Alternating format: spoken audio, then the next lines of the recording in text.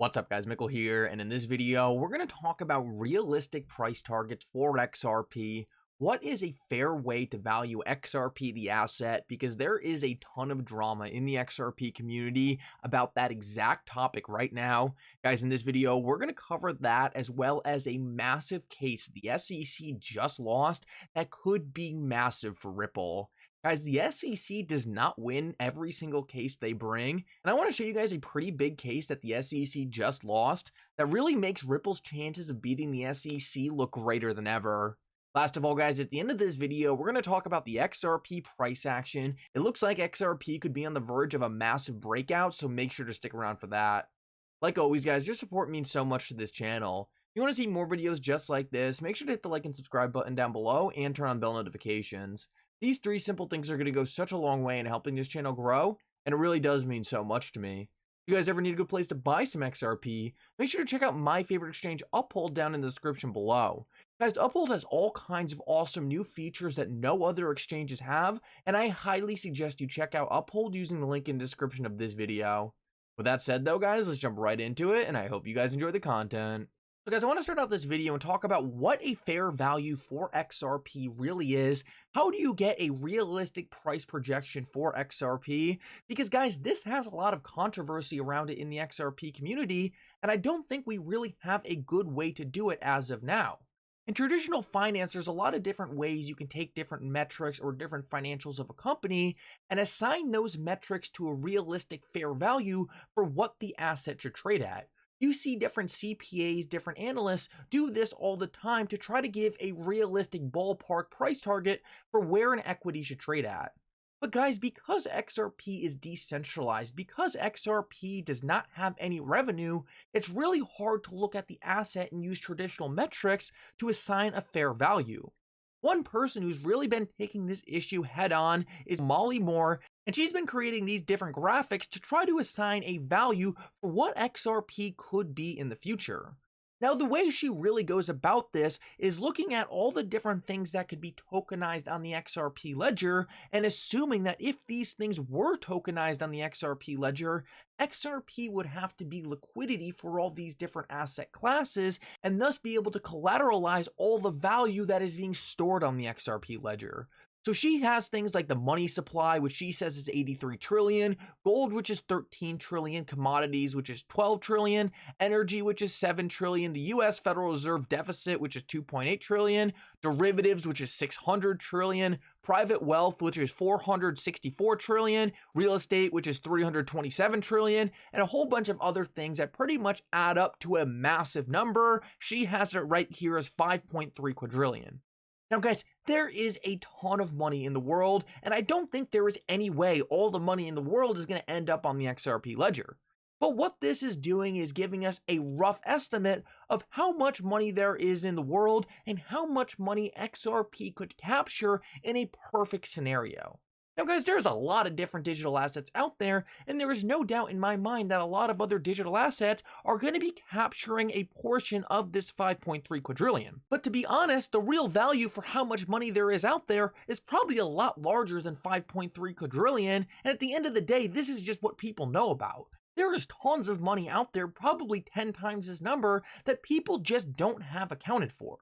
So either way, I think this number right here is just kind of a ballpark place to kind of start this calculation, just something to think about to give you an idea of how much money could flow into the XRP ecosystem. If XRP was able to capture all the value we know about in the world today, we would see an XRP price at $122,000. Now guys, a lot of people are probably looking at this number and saying that is absolutely absurd. There is no way XRP could ever get to that. But guys, based on this valuation model, we see exactly how XRP could get to that. It's probably just a little overly optimistic for how much value the XRPL is going to suck in.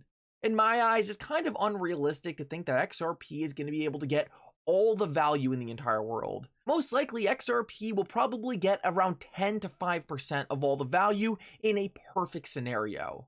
But guys, when you think about that, that's not really much of a difference because that would still put XRP at a price above $1,000. Now, guys, it's impossible to know exactly how much money is going to flow into XRP or even how big all the money in the world really is. But what this does is it gives us an idea to conceptualize how big these numbers can really get when you look at all the money. Now, guys, some people in the XRP community get super offended by stuff like this. They hate seeing these large numbers. They say this is never going to happen. And I think this guy Baz right here makes a pretty interesting point in regards to this. He says, only downside I see is if people are waiting for such a high price, they might not take profits in good times expecting the price to keep going. And I completely get what he's saying here. If you think XRP is going to go to $1 million and it goes to $10 and you don't sell and it goes back to 5, you might be disappointed you didn't take profit. But I just tweeted out in response to that, I get that logic, but if you were buying Amazon at $2 and everyone was telling you that a realistic price prediction for Amazon was $20, would you be happy you sold Amazon at $20? Or would you have wished you listened to the people saying Amazon would one day go to $1 million? Guys, clearly Amazon never went to $1 million, but it certainly went way past $20, and the people who are always hopeful that Amazon could one day get to $1 million are probably doing a lot better off now than the people who sold at $20 thinking Amazon could never go higher. What this shows you guys is it's just important to understand that assets can likely appreciate a lot more than you initially expect, and sometimes you just have to look at some of these overly optimistic estimates just to help you understand, hey, even if people are telling you that a realistic price prediction for XRP is only $10, it could go so much higher. So this isn't to say hold all your XRP until it goes to $100,000, it's more just to say, XRP could be worth a lot more than $10, and don't let people tell you that's completely unrealistic. Now, guys, on a different note, but talking about unrealistic, a lot of people are saying it's completely unrealistic that Ripple is going to beat the SEC in court because the SEC never loses. But Stephanie Hubert brings up something very interesting right here, and that is the fact that the SEC just lost a case to JP Morgan about whether something was a security or not. Get this, using the same exact logic Ripple is using on the blue sky laws that goes over what is an investment contract and what is not. And what JP Morgan was saying was not a security was actually a lending product. So guys, JP Morgan was fighting the SEC on a lending product, something that the SEC is convinced is clearly a security, and the SEC lost this case, and it was determined that that lend product that JP Morgan was using was not ever a security. So guys, this is something that the SEC thought was clearly and obviously a security, something that I probably would have thought was clearly and obviously a security, that turned out not to be a security. Guys, not only does this show that the SEC does not win every single case, but most importantly, it shows how hard it is to actually call something a security. Guys, XRP doesn't even look like a security, so how could the SEC be saying it's clear and obvious that it is?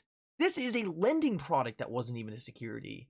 I think this just goes a really long way in showing the SEC is fighting an uphill battle here. And guys, like I showed in my other video, there are so many people who think the SEC is wrong. FinCEN and the DOJ have already called XRP a currency. Global governments have called it a currency. Top banks and institutions have called it a currency. Judge Netburn said it has utility, which makes it more like Bitcoin and Ethereum, which are not securities. If XRP was so clearly a security,